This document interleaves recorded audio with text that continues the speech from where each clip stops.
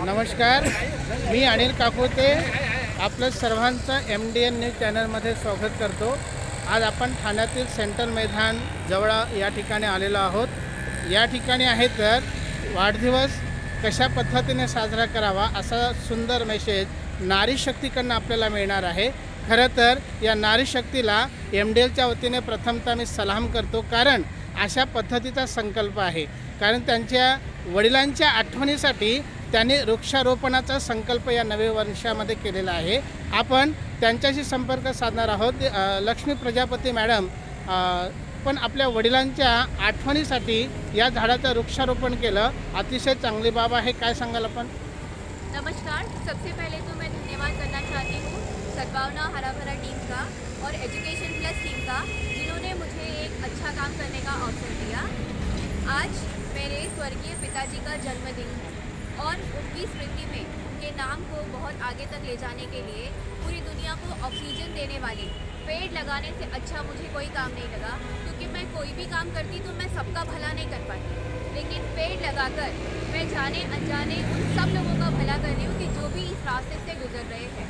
और जो हमारी सबसे बड़ी समस्या है पोल्यूशन की, उसको कम करने में मैं मदद कर रही हूँ।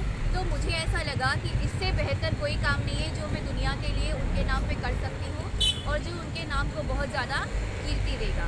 और इसलिए मैंने सोचा कि मैं अपने पिताजी के स्मरण के लिए अपने आने वाले कल, यानी इन छोटे बच्चों को ये अभी से ये अनजान है, इनको अभी से ये आदत लगाऊं। धीरे धीरे ये इनकी आदत इतनी हो जाए कि पेड़ लगाना उनके लिए एक अनिवार्य काम बन जाए। तो जिससे कि अगर सभी लोग ऐसा सोचेंगे तो हमारे विश्व में जो प्रदूषण की समस्या है और जो ऑक्सीजन की कमी की समस्या है वो धीरे धीरे कम हो जाएगी और हमारी आने वाली पीढ़ी भी इस चीज़ को अच्छी तरह से समझ जाएगी, या ये उनके जीवन का अनिवार्य भाग बन के उसमें उतर जाएगा। धन्यवाद। मॅडम, आज आहे तर सावित्रीबाई फुलेंची जयंती आहे, तर त्या खरं तर महिलांचं प्रेरणास्थान आहेत, आपल्या भारताच्या पहिल्या शिक्षिका आहेत आणि तुम्ही त्या सावित्रीच्या लेकी आहेत।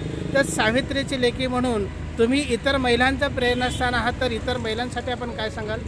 सावित्रीबाई फुले हमारे देश की पहली महिला शिक्षिका थी। उन्होंने बहुत कुछ सहा और उनके सहने के कारण ही आज हम लोग यहाँ खड़े हैं और यहाँ खड़े होकर बोल पा रहे हैं।